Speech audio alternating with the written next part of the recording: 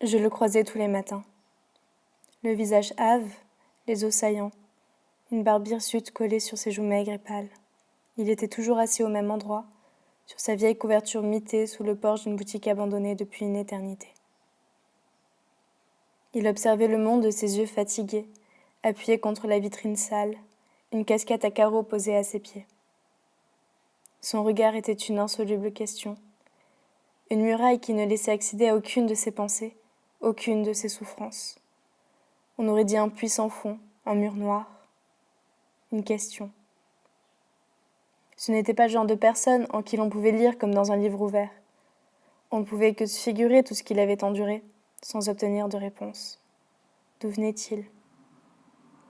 Que lui était-il arrivé pour se retrouver là, à vivre dans la rue ? Il semblait avoir tout connu de la vie, avoir combattu toutes les épreuves auxquelles il avait été confronté, les avoir toutes remportées, et avoir obtenu pour seule récompense d'un vagabond l'existence. Personne ne le saurait jamais, puisque personne n'osait l'approcher, personne n'osait le lui demander. Il resterait à jamais l'impassible clochard anonyme de la rue Zola, acceptant avec douceur et résignation son rôle de fantôme, attirant seulement le regard de quelques enfants, trop jeunes pour savoir que l'on ne regarde pas ces gens-là. Et cette jeune fille, qui passe tous les matins devant lui en allant chercher son pain, s'interroge. Cherche quelque chose dans son regard impénétrable, se mord les lèvres pour ne pas l'observer davantage, se morigène intérieurement de ne pas lui avoir cédé sa baguette. Il n'y avait jamais de pièce dans sa casquette, jamais à manger entre ses mains. Il était pourtant toujours là, en vie, et je l'admirais. J'admirais cette force qu'il avait en lui, du calme, la dignité, imposant comme une statue grecque. Il se moquait de la compassion et de la pitié qu'il pouvait inspirer. Lui, il restait là, à observer le monde qui déambulait de la même manière depuis le début, comme un ruban que l'on tord et que l'on enroule. Il restait là. Il avait dû être beau, autrefois, avant que la maigreur et la faim ne rongent son visage. Mais lui, qu'en avait-il à faire de cette gamine curieuse et impressionnée ?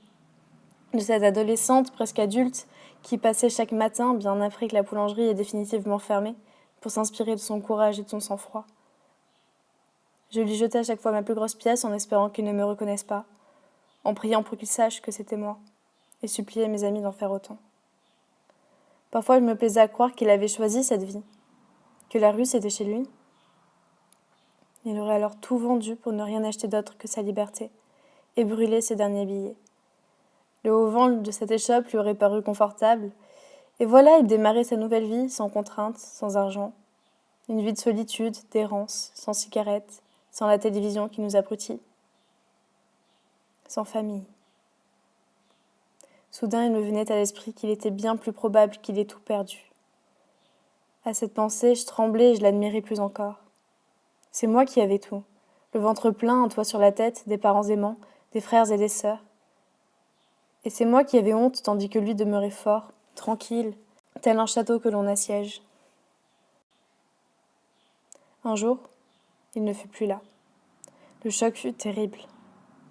J'avais passé tant d'heures à penser à lui, à m'imaginer lui parler, à le sublimer dans mes pensées, à croire que j'aurais pu l'aider, qu'il aurait pu m'aider, lui et moi.